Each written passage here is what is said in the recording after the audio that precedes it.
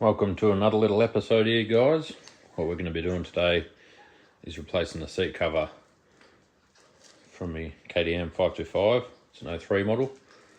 What I've found with this seat is it's just extremely slippery. It's got a bit of a tear here. So what we've got is a Blackbird Racing seat cover. It's a gripper seat cover, so nice and grippy. Tools we're going to need for the job: flathead screwdriver to remove all the old staples, a knife to trim the excess of the new cover, and a staple gun. You're probably better off to use like an air-powered staple gun, but unfortunately I don't have the staples, the correct staples to fit mine, so we're going old school with that one. So first thing we want to do is the fun job of removing all these staples of the old cover. So we do that with our flat blade screwdriver. So what we're going to do is just put our flat blade under and get the staple out like that. So we're going to go ahead and do it to all 45,000 of them. And I won't bore you with that because it's going to take a bloody age. Alrighty, so there we go. We've got 45,000 fucking staples removed. These little brackets that hold your seat on the bike, luckily for mine, they're bolted on. Some of them are pop riveted on, you can just drill them out. But yeah, had to remove them because there's a couple of staples behind.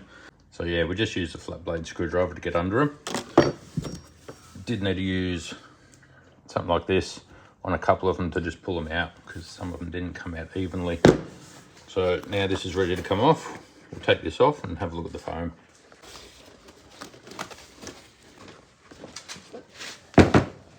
There we go, we've got the foam off.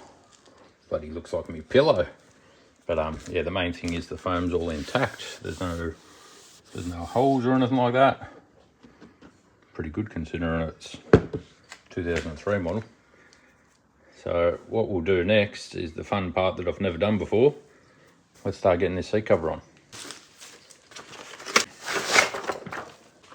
Assembly instructions. Alrighty.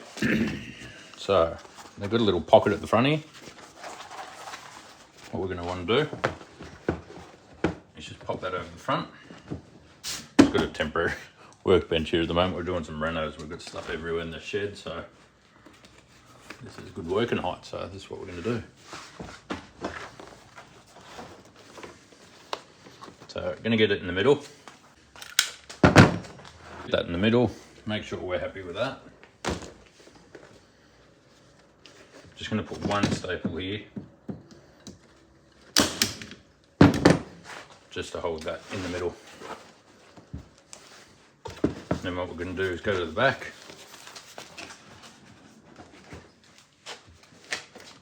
And what you don't want to do is pull it too tight, because then when we go to do our sides and we're pulling them down on this seat, it doesn't arch a whole heap, but on some seats they do. What'll happen is if you have this pulled too tight to start off with, it'll end up bending up the ends of your seat once it's completed. So you want it relatively firm, but not too tight. So we want to get that in the center. Got two little corners here we can line our stitching up with. And I'm just going to put a staple in the middle.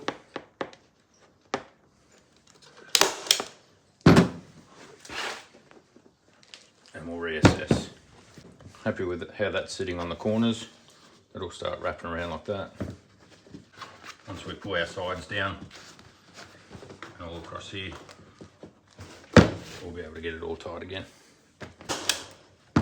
This staple gun's shit house. This staple gun's fucking horrid. What are we gonna do here, guys? Yeah, shit house. Staple gun acquired. Right, so we've done our 80k round trip to Bunnings. This, no good. Wasn't strong enough to push it through the plastic. So what we've got is this banger. She's a beauty.